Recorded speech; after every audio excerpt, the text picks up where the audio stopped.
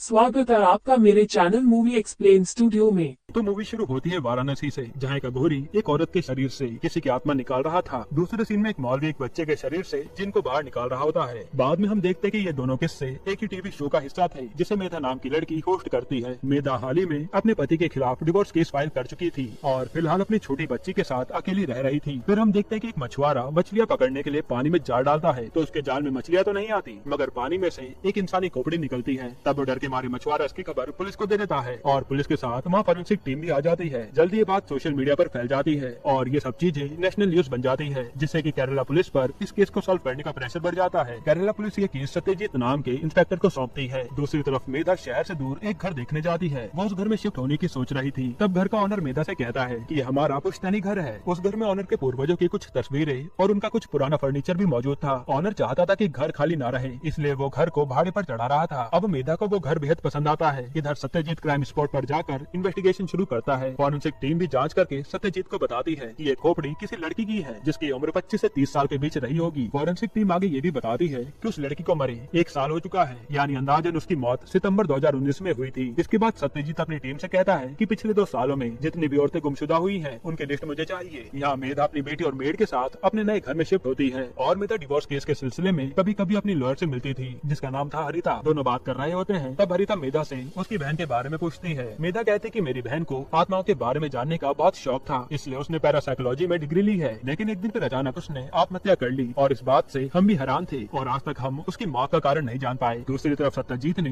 जो मिसिंग लोगों की लिस्ट मंगवाई थी, उसे फिल्टर करने के बाद अब 37 लोग बचे थे, यानी पुलिस को टोटल 37 लोगों के बारे में पता करना है। सत्यजीत फिर अपनी टीम को उन 37 लोगों की डिटेल्स निकालने को कहता है। वहीं उस खोपड़ी को फेस रिकंस्ट्रक्शन करवाने के लिए उसे लैब भिजवा दिया जाता है। इस तरफ मेधा के साथ अजीब अजीब घटनाएं पेश आना शुरू हो जाती हैं, जैसे वॉश बेसिन से किसी के बालों का मिलना, आइस क्यूब से कीड़े मकोड़ों का निकलना, घर में किसी के होने का एहसास होना। फिर एक रात जब मेधा और उसकी बेटी सो रहे होते हैं, तब उनके कमरे में पानी बहने लगता है। तब मेधा ने पानी कहाँ से आ रहा है ये चेक करने के लिए कमरे का दरवाजा खोला, तो बाहर उसकी मेड डरी हुई खड़ी थी। वो मेधा से कहती है कि मैंने किचन में किसी की रोने की आवाज सुनी थी। इधर 3D मॉडल टीम सत्यजीत को बताती है कि ये खोपड़ी उन 37 औरतों में से किसी की भी नहीं है जिनकी डिटेल्स आपने हमें भिजवाई थी। यही बात सत्यजीत अपनी टीम को बताता है। फिर वो लोग ये डिस्कस करने लगते हैं कि या तो इस लड़की की मिसिंग रिपोर्ट किसी ने लिखवाई ही नहीं होगी, या फिर ये किसी और स्टेट की होगी। अगर ये यहाँ की नहीं थी तो इसके स्टेट में शायद इसके परिवार वालों ने इसकी मिसिंग कंप्लेन लिखवाई होगी। ये लोग यही सब सोच रहे होते हैं कि तभी सत्यजीत का अंकल उससे मिलने पुलिस स्टेशन आता है। अंकल शराबी था और उसका सत्यजीत के अलावा इस दुनिया में कोई भी नहीं था। सो जब भी उसे पैसों की जरूरत होती, वो सत्यजीत से मांगने चला आता। अंकल को देखकर सत्यजीत के दिमाग में एक बात आती है, वो ये कि शायद मरने वाली लड़की कोई लवारिस होगी, क्योंकि लवारिस लोगों की मिसिंग रिपोर्ट कोई लिखवाता नहीं। उसी दिन सत्यजीत की सीनियर उसकी टीम को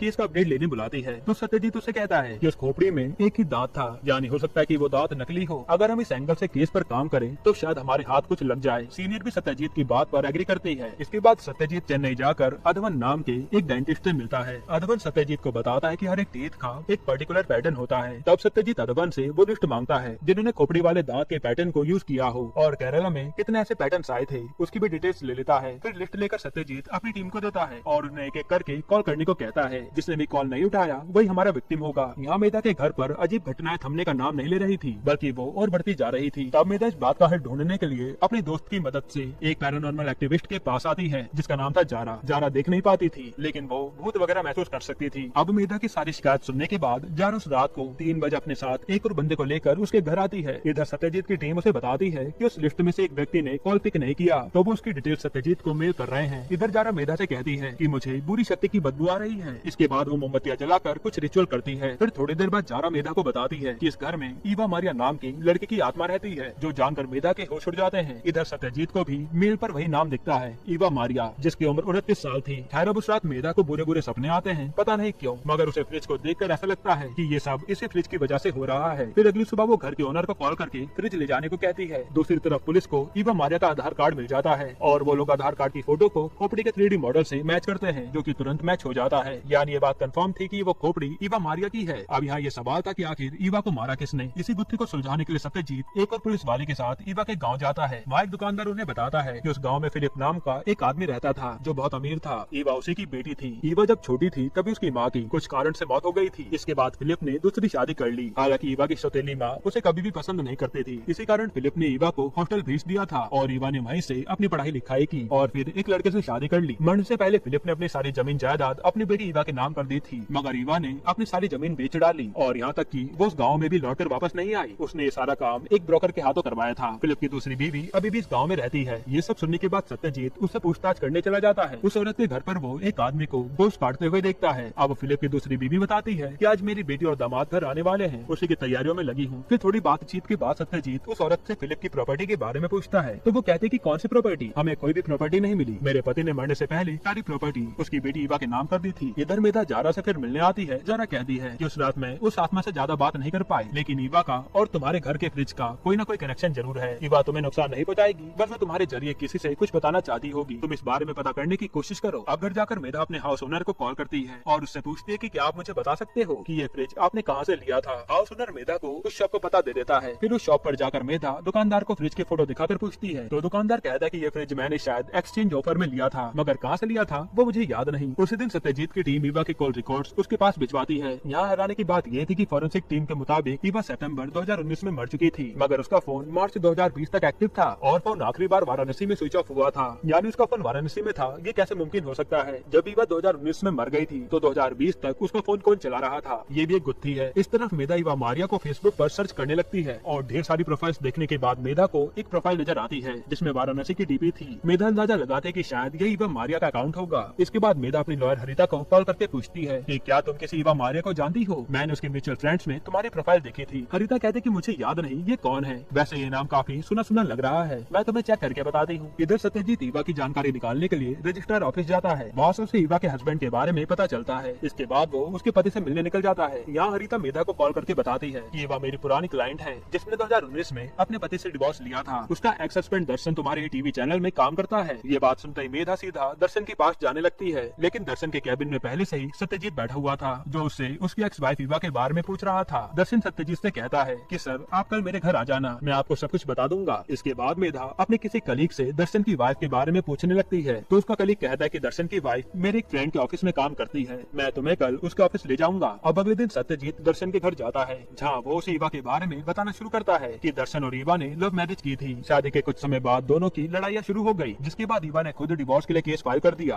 दर्शन ने ईवा से 3 करोड़ लेकर अपना बिजनेस शुरू किया था, लेकिन जब बात डिवोर्स तक पहुंच गई तो ईवा ने अपने पैसे वापस मांगे। तब दर्शन के ससुर जी यानी अब जो उसके ससुर हैं उन्होंने उसके पैसे लौटाने में मदद की थी। तब दर्शन ने ईवा को उसके पैसे वापस कर दिए और दोनों ने डिवोर्स ले लिया। फिर उनका एक दूसरे से आज तक कांटेक्ट नहीं हुआ। अब प्रेजेंट में दर्शन सत्यजीत से पूछता है कि आखिर बात क्या है सर। सत्यजीत उसे बताता है कि ईवा की 1 साल पहले मौत हो गई है। ये खबर सुनकर दर्शन और उसकी पत्नी चौंक जाते हैं। इसके बाद चेन्नई से डॉक्टर राघवन सत्यजीत को कॉल करके बताता है कि यहाँ पुलिस को किसी अनजान लड़की का कटा हुआ हाथ मिला है। फिलहाल वो लोग ये केस सुलझाने में लगे हैं, क्या पता इससे तुम्हारे केस का कोई कनेक्शन हो। फिर सत्यजीत चेन्नई पुलिस को कांटेक्ट करके उस हाथ की डीएनए रिपोर्ट मंगवाता है और डीएनए रिपोर्ट मैच करने पर पता लगता है कि वो कटा हुआ हाथ ईवा का ही है। जो बात जानकर सब लोग हैरान थे। यहाँ हरिता मेधा को बताते कि ईवा ने खुद ही अपने पति से अलग होने का फैसला किया था और अपना गम बुलाने के लिए वो देश के सभी मंदिरों के दर्शन करने जाने वाली थी। डिवोर्स के बाद मेरी उससे 1-2 बार मुलाकात हुई थी बस। इसके बाद मेधा ईवा के बारे में पूछने उसके ऑफिस जाती है। वहाँ एक लड़की मेधा को बताती है कि मेरी लास्ट टाइम ईवा से तब बात हुई थी जब मैंने व्हाट्सएप पर उसे अपनी शादी का कार्ड भेजा था। ईवा ने रिप्लाई किया था कि वो वाराणसी में है इसलिए शादी में नहीं आ पाएगी। इधर सत्यजीत चेन्नई के फॉरेंसिक लैब जाता है। वहाँ के डॉक्टर्स उसे बताते हैं कि उस कटे हुए हाथ को एग्जामिन करने पर हमें हाथ के नाखूनों से किसी के बाल मिले हैं। उन बालों को स्टडी करने पर हमें पता चला कि वो लंबे बाल नहीं बल्कि शॉर्ट बाल थे। अब हम उन बालों का डीएनए निकलवा रहे हैं। अगर आप लोगों को किसी पर शक हो तो उसका डीएनए इस डीएनए से मैच करवा कर देख लो। यहाँ मेधा की सास अपने पोते से मिलने उसके घर आती है। तब उन्हें मेधा के घर में कुछ पैरों के निशान नजर आते हैं जो फ्रिज की तरफ जाकर खत्म हो रहे थे। ये देखकर वो डर के मारे वहाँ से लौट जाती है। इसके बाद सत्यजीत एक वुमेन्स हॉस्टल जाता है जहाँ ईवा पहले रहा करती थी। वार्डन सत्यजीत को बताती है कि ईवा ने जाने से पहले किसी को नहीं बताया था, यहाँ तक कि उसका सामान भी उसकी दोस्त लेकर गई थी। और हाँ, आप ही की तरह एक और लड़की आकर ईवा के बारे में पूछ रही थी, जिस पर सत्यजीत वार्डन से कहता है कि अगर वो लड़की दोबारा आए तो आप मुझे इन्फॉर्म कर देना। फिर सत्यजीत फेसबुक पर ईवा की प्रोफाइल चेक करता है जिसमें उसे वाराणसी की फोटोज नजर आती है। उनमें से एक फोटो के नीचे लिखा था कि कोविड-19 की वजह से वाराणसी में हुई पहली मौत। ये देखने के बाद सत्यजीत अपनी टीम को बुलाकर डिस्कस करता है कि रिकॉर्ड्स के मुताबिक वाराणसी में कोविड से पहली मौत 4 अप्रैल 2020 को हुई थी, यानी उस समय ईवा भी वहाँ मौजूद थी। अब उस समय वहाँ कौन कौन था इसकी डिटेल्स निकलवाई जाती है। सत्यजीत कहता है कि जो लोग कोविड के समय वहाँ फंसे थे। गवर्नमेंट ने उनके लिए बस का इंतजाम करके उन्हें घर भिजवाया था। तो तुम लोग वहाँ से भी पता करो। फिर कुछ देर बाद सत्यजीत की टीम उसे बस के पैसेंजर्स की लिस्ट लाकर देती है, जिसमें ईवा मारिया का नाम शामिल था। सत्यजीत को उस लिस्ट में अपने अंकल का नाम भी नजर आता है, तो वो तुरंत जाकर उनको ईवा की फोटो दिखाता है और उसके बारे में पूछने लगता है। तब सत्यजीत का अंकल कहता है कि बस वाली ईवा ये नहीं बल्कि कोई और थी, जिसे मैंने कुछ दिन पहले इसी शहर में देखा था। सत्यजीत समझ आता है कि कोई और है जो ईवा के नाम से उस शहर में अभी भी रह रहा है। फिर वो अपने अंकल को कुछ पैसे देकर कहता है कि आपको अगर ईवा नजर आए तो मुझे तुरंत कॉल करना। इसके बाद सत्यजीत फिर अपनी टीम के साथ इस केस को डिस्कस करता है कि फोरेंसिक रिपोर्ट्स की माने तो ईवा की मौत सितंबर 2020 में हुई थी, मगर उसका फोन अप्रैल 2020 तक एक्टिव था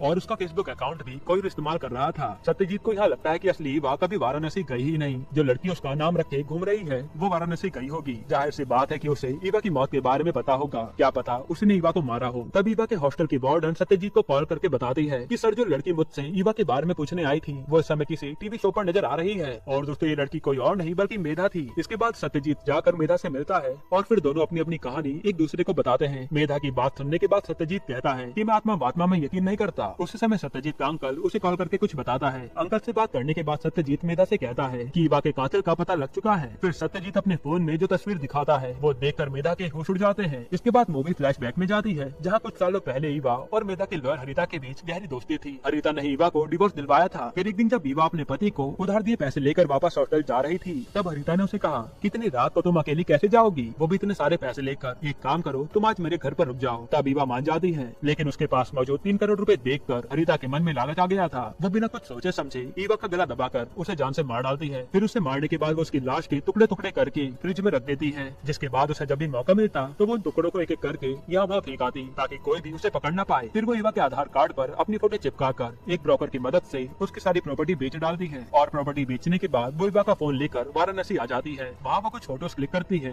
जिन्हें वो ईवा के फेसबुक प्रोफाइल से अपलोड करती है ताकि पुलिस को ऐसा लगे कि ईवा वाराणसी गई और वहीं से गायब हो गई। ये सब सुनने के बाद मेधा सत्यजीत से पूछती है कि आपको ये सब कैसे पता। सत्यजीत कहता है कि मेरे अंकल ने अभी मुझे कॉल किया था। उन्होंने मुझे बताया कि उन्होंने ईवा को कोर्ट के बाहर वकील की यूनिफॉर्म में देखा था। मैं समझ गया कि ये जरूर हरिता होगी, क्योंकि जैसा आपने बताया वही ईवा की म्यूचुअल फ्रेंड भी थी। अगर हम हरिता का डीएनए ईवा के नाखून से मिले बालों के सैंपल से मैच करवाएं तो ये बात साफ हो जाएगी कि वो हरिता थी या नहीं। यहाँ हरिता को भी मेधा के साथ होने वाली घटनाओं के बारे में पता चलता है, तो वो उस फ्रिज को देखने उसके घर आती है और वाकई में ये वही फ्रिज था जिसमें हरिता ने 1 साल पहले ईवा के टुकड़े करके रखे थे। इसके बाद यहाँ ईवा की आत्मा गुस्से में हरिता को तड़पा तड़पा कर जान से मार डालती है। फिर अगले दिन पुलिस और मीडिया मेधा के घर के बाहर इकट्ठा हो जाते हैं। वह इंस्पेक्टर सत्यजीत इस केस की जांच में लग जाता है, मगर मेधा को ये पक्का हो गया था कि हरिता को मारने वाला कोई और नहीं बल्कि ईवा की आत्मा थी। इसी के साथ ये मूवी यहीं पर खत्म होती है। दोस्तों, आपको ये मूवी कैसी लगी हमें कमेंट में जरूर बताइएगा।